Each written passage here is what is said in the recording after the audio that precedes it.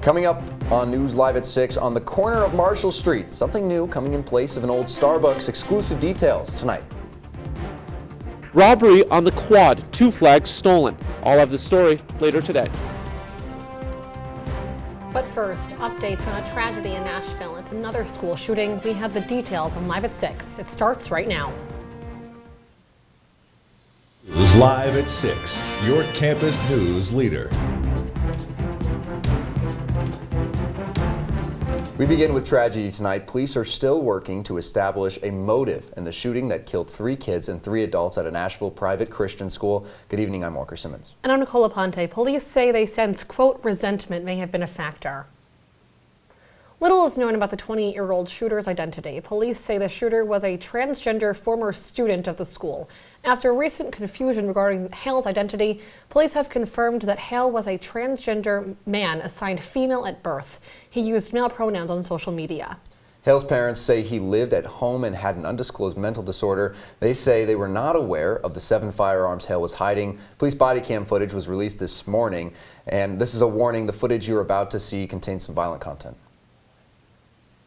So footage shows here police encountering a woman when they arrive, pointing them into the school. They open 2 sets of doors easily and enter the hallway, announcing their presence. They begin surveying the building, looking in classrooms where no students can be seen. Police are seen here turning into a long hallway. They see kids hiding and begin to run, passing by a kid hiding on the floor. Seen here, they hear 3 gunshots. They hear another shot coming from the right and start to chase down the shooter. Right. Reloading. Move! Watch out. Here in Central New York, Syracuse organization Armored One CEO Tom Sisk is traveling to Nashville to assess safety issues surrounding the Covenant Presbyterian School. The local organization aims to protect schools and prevent the loss of lives during mass shootings. Sisk is leading the company's efforts to look over the school building, how it can be updated, and figure out how the shooter was able to get into the school. And back here in Syracuse, the city school board this week implementing new safety measures until this summer. Board members approved an agreement with the city police department to have nearly 40 retired officers on school grounds until later this August. There will also be new baggage scanners and walk-through screening devices for middle school and K-8 buildings. And the Haudenosaunee and LGBTQ flags on the quad are now replaced after being stolen yesterday evening. Citrus TV's Lucas Vogel is on the quad with details on this bias incident. Thanks, Walker. On Monday, a university official reported 2 flags missing. The Haudenosaunee flag shown right behind me and an LGBTQ flag outside of Hendricks Chapel. I had an opportunity to talk to the indigenous community here at Syracuse. This is what they had to say. This footage was obtained from Sunday of the Skycam looking onto the quad. Right at this moment, the flag is taken down, but due to the rain, it's impossible to tell who did it. For grad student Brianna Hall of the Chappaquiddick Wampanoag tribe, this wasn't something she saw coming. We don't do anything towards anybody. We haven't said anything about anybody. So it was very confusing for me as to why this was even taken down and why this had been done. Hall, a grad student on her 5th year in Syracuse, might not have expected it, but Neil Paulus, head of the Ombuds office, which deals with faculty and student concerns, knew where this hatred had come from. I think the hatred comes from ignorance and not knowing. Right? It's easier to hate something that you don't really know. Whether students and faculty were surprised at this act like Hall or had been hardened to this ignorance like Paulus, the reality remains the same. But for Hall, everyone in the community is needed in order to move forward. I feel like, yes, we should all come together, and even if you're not part of these communities, because when we have everybody involved, it makes a bigger impact.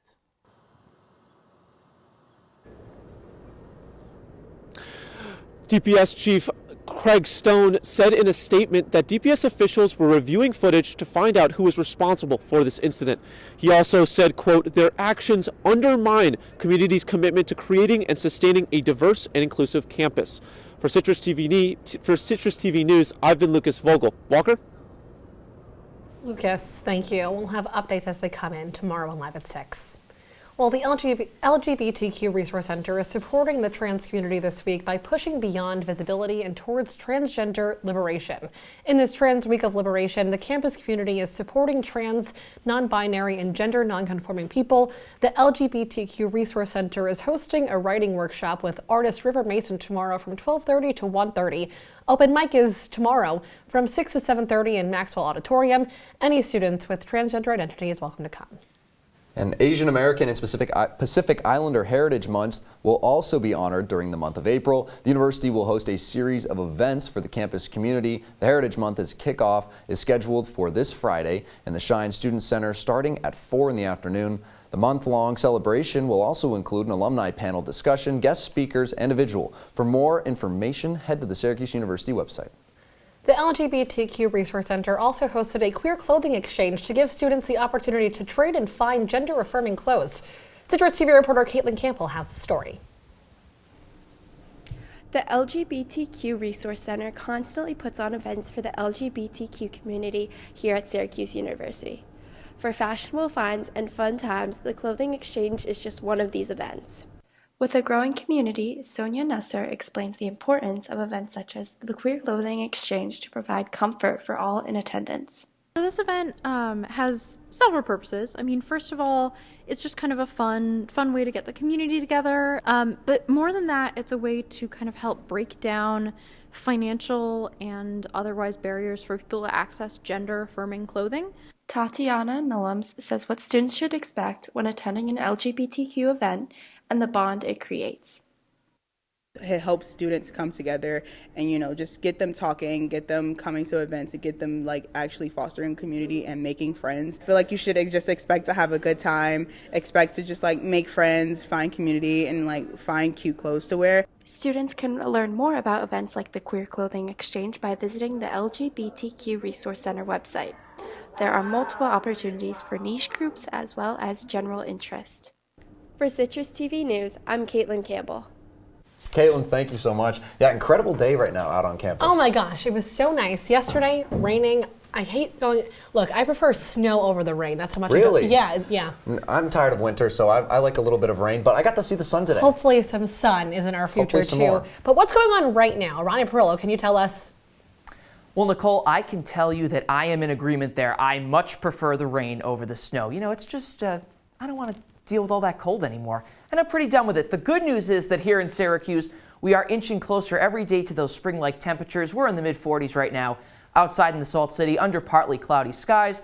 And for tonight, those temperatures will be a little bit reminiscent of winter, falling to a low of around 27 degrees. But good news, nothing too much in the way of rain or snow for this evening. It's just going to be a dry and pretty cool night. Looking at your planner for tomorrow, 37 degrees when you walk out the door, so definitely a day to grab the jacket. And temperatures really won't get up too warm, but it's not January anymore. We can definitely tell we're inching closer to that spring season, high of around 46 for your day tomorrow. The thing to watch for is around 5 p.m. We're going to see some showers come into central New York, and that could actually transition to a brief period of snow tomorrow night. So it's going to be a little bit of a messy evening commute. But that's all I have for you guys right now. Back over to you. Ronnie, thank you so much. A suspicious package was delivered to the Syracuse City School District, and police responded to the call yesterday afternoon. School officials say the package contained a white powdery substance. The fire department hazmat team investigated the package. It was later determined to be harmless. No injuries have been reported, and an investigation is active and still ongoing. Over in Baldwinsville School, students and teachers are continuing to mourn the tragic passing of 14-year-old Marshall Pickard, a transgender Durgee Junior High School student who died by suicide last Monday. Baldwinsville students and neighbors took to Twitter in the immediate aftermath to express their concerns that bullying was a factor. One student saying some of her LGBTQ friends feel uncomfortable at school because of an unwelcoming environment. We would walk halfway home together because we lived near each other, and we would both walk home before I started riding the bus home. He always enjoyed expressing himself through art, and he would always have last year I had him in my class, and he would always have super cool hairstyles. Baldwinsville Police and Durgee Junior High School say they are working together to investigate claims regarding to bullying due to Marshall's gender identity. Well, back here in Syracuse, it's set to get some revamping this summer. The Public Works Department will replace the standard trash cans with trash carts. Get this, they're able to be lifted by a mechanical arm on a garbage truck. It's an effort aimed at cutting down sanitation workers' injuries. Now, the first carts are scheduled to be delivered in June to about 7,000 residents. That's about 1 in every 5 households. The rest of the city should get their new carts by late August and early September. And to supply the whole city with carts, it's going to cost up to $2.6 million. It's exciting, though. Like, it's exciting to get these trash carts. I think they're nice, too. You talked about the little cool arm that comes by. Right? But the wheels on it change the game for when you're moving it down the driveway, in my opinion. Well, the mechanical arms, though, look, I agree with the wheels. Much, much easier for residents in Syracuse. Also, people living off campus here. But the mechanical arms, it's very smart city of Syracuse. So that's a great innovation that they're adding to the city. Yeah, there you go. On the way up. Yes, of course. Well, hey, coming up, SU is hosting a social justice symposium. Find out the issues they are focusing on.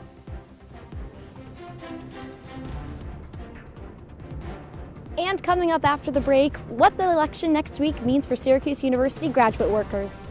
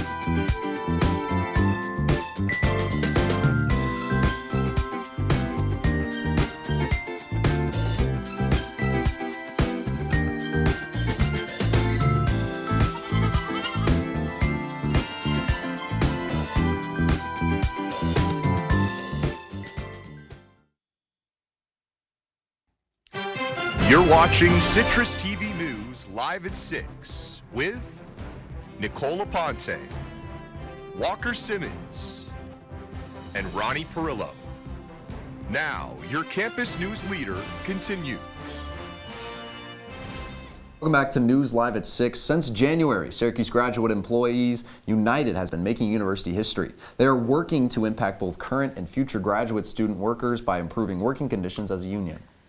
Well, their next big step towards official unionization, next week's election. CitrusTV's Annalise Piemonte is following the story. She's live to tell us what the results of election could mean for graduate students. Annalise, good evening. Now, from petitions to e-cards to walks and protests, SGEU, or Syracuse Graduate Employees United, has recently voiced many concerns about unfair working conditions here at Syracuse University, from low pay to poor health benefits to also just heavy workload. The group claims that they need these struggles to be fixed. Now, nearly a month since the university has reached an agreement with the group, it's time for SGEU to decide whether or not they officially unionize.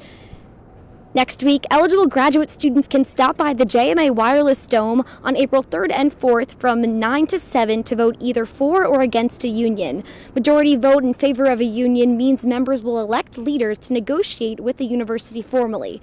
Then graduate students will be able to write and read agreements and then finally ratify solutions to their struggles.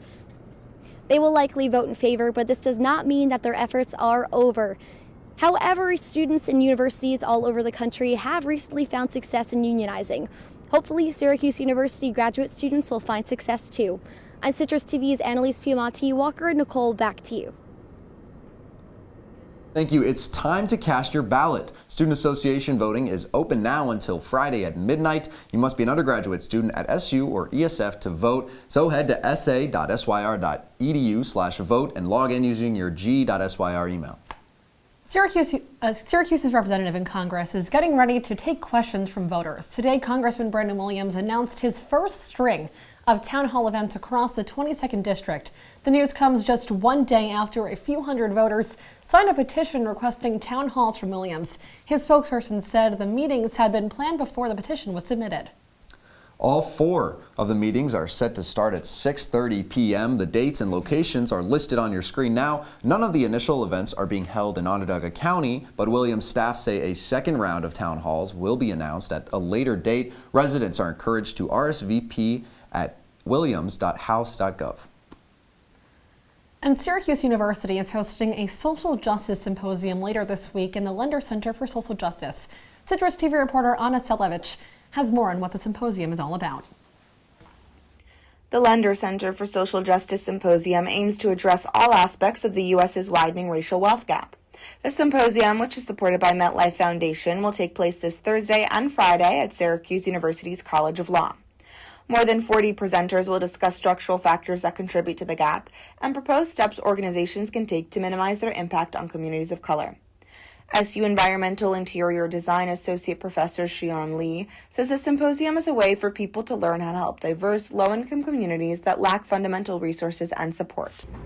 It's unreasonable to expect the fact that, they should be riding a bus with 3-4 kids with bags and strollers in their hands to ride a public transportation to, go to yoga classes or go to wellness classes. Through her Lender Fellowship, Lee engages students in exploring social equity locally from a design standpoint. The symposium will host 5 panels across the 2 days, each exploring different aspects of the racial wealth gap. Registration can be found online. For Citrus TV News, I'm Anna Selevich. Well, it's spring in Syracuse, but will those temperatures stick around? I'll have your answer right after the break. You're watching Citrus TV News live at 6, your campus news leader. Hey, Bobo, do trees tell each other stories? I'm sorry. I'm afraid I don't know that. Hey, why don't we go find out? Listen. Can birds draw pictures? I don't have an answer for that. Dad, do stars visit their friends? Look!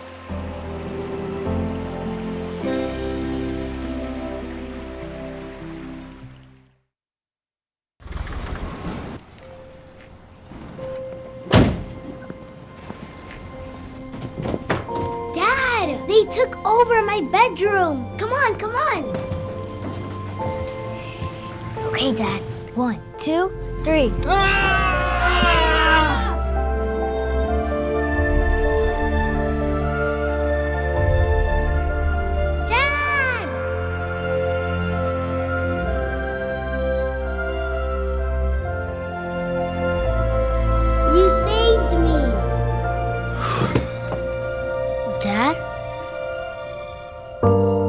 Are you okay? I'm fine, dear.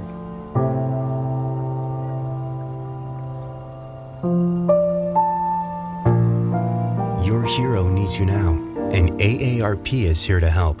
Find the care guides you need at aarp.org/caregiving. From the Citrus TV Weather Center, this is SU's most accurate weather forecast. Welcome back to Citrus TV News live at 6. Well, as spring is here, the salt from the winter is starting to come off the roads. Now, your car has gotten dirty. I know I said this a few weeks back. It bothers me that much. So if you want to get your car washed, which I will definitely be a customer tomorrow, probably not the day to do it. It's not going to last very long. But good news for you on Thursday. Things do look pretty dry for the day, and the wash will probably last well into Friday. Now, Saturday, that's kind of a different story. We're going to see some rain and actually thunderstorms moving into central New York. So the story for tomorrow is that the day starts dry.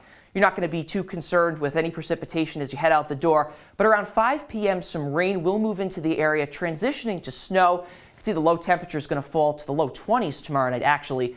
And Thursday, the sun does return. That's why it's probably the best day to wash the car. Only 35 degrees, and that wash is going to last into Friday. Mild seasonal temperatures. You can see our average high, 46 degrees here in Syracuse for this time of year. So Friday's slotting in at right about that. Now, Saturday, the timeline is still a little bit fuzzy right now, but basically what it's looking like is thunderstorms in and out of the area throughout the day. Some heavy winds could actually cause some significant damage, some downed tree limbs, and knock the power out at your home. So it's definitely a day to stay inside. We're looking at heavy wind gusts throughout the day on Saturday, and those winds, like I said, could definitely be damaging. Power lines, any outdoor furniture, you definitely want to secure that before you head out. But temperatures actually are plummeting at night. We're going to see a low of around 15 degrees, so spots could get a bit icy if you're out on the roads, guys. So definitely a day to probably stay inside. That's what I'd recommend. Yeah, sounds like it. I got to get my car washed tomorrow. That's what I got to do. I would recommend. Well, hey. You'll soon be able to start your morning off with bagels. A new bagel shop is set to take spot where Starbucks used to be on Marshall Street. Well, Christopher Snyder is the real estate broker in charge of this deal, and he tells CitrusTV that the new tenants have received a permit to begin construction. Snyder says an SU alum is part of the venture, and the people starting up the shop are coming all the way from the Big Apple. Oh, I'm excited. I'm very excited. I want New York City bagels. New York City Long bagels. Island, Oh. so you know please. it's going to be good. I was going to say, as a Long Islander, you know a good bagel. I know a good bagel, and Yeah. Syracuse, look, Water Street Bagels, I think is a close second to really? the New York Yeah. City bagel. Oh. It's true. Wow. But Ian Nicholas, he's in studio. Ian, what's cooking in sports? Guys, you got me hungry over here at the wall, but look, there's a bagel in Syracuse women's lacrosse's record, 11 and bagel, 11-0. They've got a game going on right now. Find out who they play and what the score is when we come right back. Welcome to an excellent episode of Live from Studio B.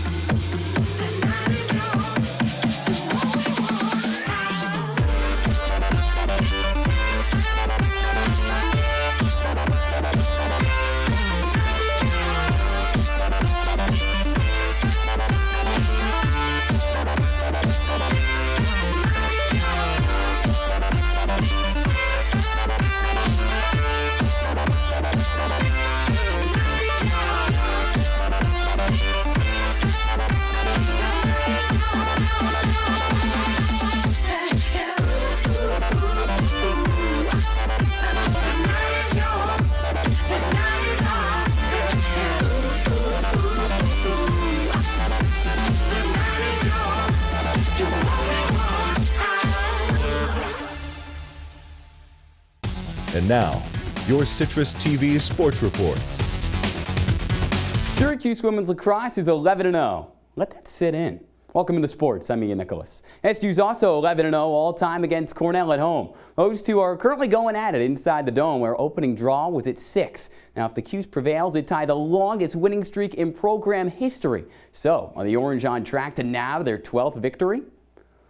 Well, I know you can't see it up here on the graphic, but a live update, Syracuse leads Cornell 4-0 in a big non-conference finale, the final non-con game for Syracuse on the season. Emma Tyrell already has multiple goals, not her sister Megan, but the big development so far, Megan Carney has not suited up in this game. Carney missed time last year with a lower body injury. This would be her first game missed on the season if she doesn't play throughout the rest of this one. Make sure to follow women's lacrosse beat reporter Adam Avon on Twitter, @_Adam Avon, for live live updates throughout. Now on the court, Dariana Lewis of Syracuse women's basketball is declared for the WNBA draft. This was an expected move, given the grad student had exhausted her collegiate eligibility. In her lone year with SU, the 6'1" forward averaged 10 points, 9 boards, and 1.3 blocks a game.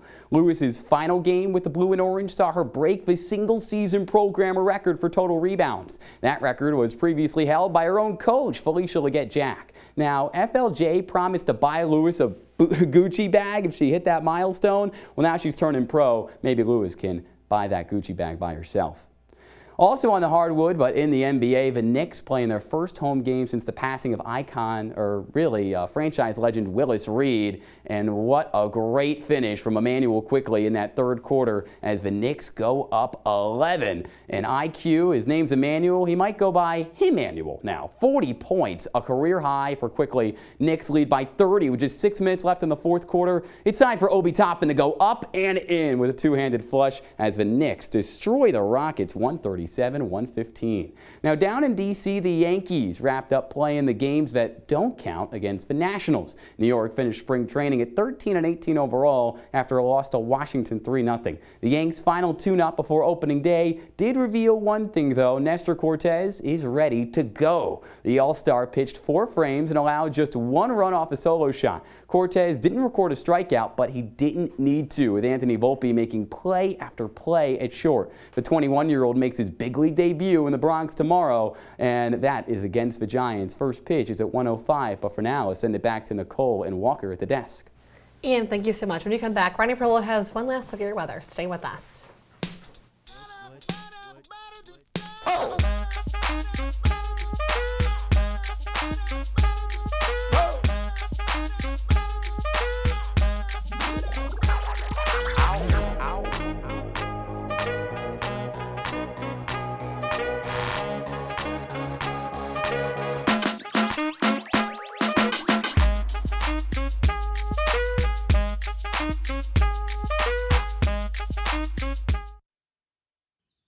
Jason, let's go see your room.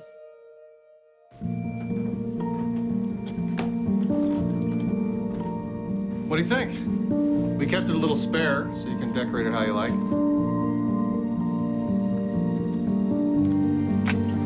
Dinner! Go? Excellent. Sorry for the song. Yeah, I saw you guys out there. We're the family. Oh, I thought you were on my team.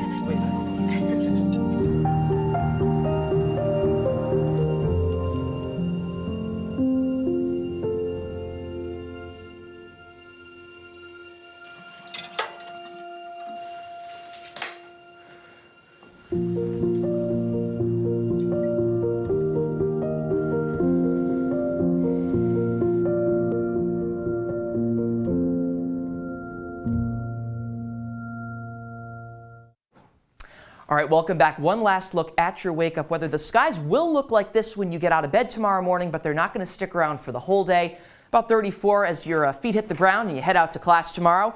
But rain and snow does move in. Rain first at around 4 o'clock, 5 o'clock tomorrow night. And then that wintry mix coming into our area, so nice night to stay inside. Crank the heat up a little bit more, guys. There you go. Well, hey, it looks like warmer spring temperatures are kind of coming in here based off this weather, which is a great thing for some, but that also means ticks, the blood-sucking insect, they're coming. Oh, I'm excited. Well, it's Tick Bite Prevention Week, and the Oswego County Health Department says you should be careful. If you plan on going outdoors, make sure to check any exposed skin frequently and avoid dense woods and bushy areas. Now, our very own Ronnie Parrillo did a tick package. Oh, wow. A tick story back in this Those last year. were the days, guys. Okay. Yeah. Any insight Let us into know. tick prevention season? Anything you remember? All I remember is Ronnie being in a tree. Yes, I was in a tree and then I was on the ground, and I took a very thorough shower after that, so you should definitely be sure to do that. Wash everywhere, you know, just to make be sure. And like even on like Syracuse University's quad and things like that, it's just better to put out like a blanket. Definitely, whatever. Yeah, to be safe. Yeah, and more to be comfortable. safe. So you don't want to get stains on your clothes. No, that's not it. No. That's not it. Well, unfortunately, that's all the time we have on Citrus TV News today. Hey, but for more of the latest, you can follow us on Citrus TV News on our Twitter, or even check out our website, citrustv.com. For all of us on Citrus TV News, I'm Nicole Aponte. And I'm Walker Simmons. Have a great night, Syracuse. Hey, watch out for those ticks.